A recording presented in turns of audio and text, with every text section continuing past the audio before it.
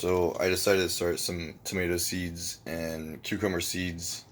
The cucumbers are Space Master cucumber, um, and then I got three different types of tomatoes. One is the Blondie cherry tomato, which is supposed to be like a heavy yielder. Then I got Berry's crazy cherry tomato. That one is supposed to be a heavy yielder as well. And then a Martian giant tomato. And those are supposed to be larger tomatoes. Basically, I just got them in these little seed starters. They just have a little thing you can put that tray in.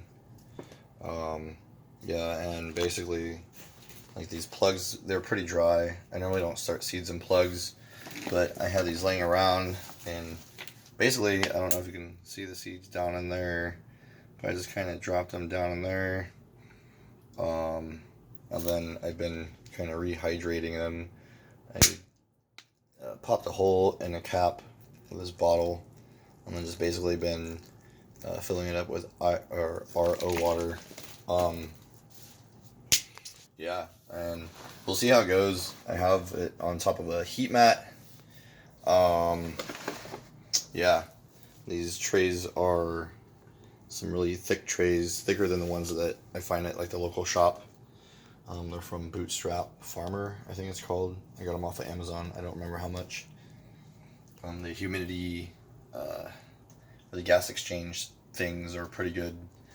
Yeah, it's just open, close, pretty simple, basic. And a 4x4 tent.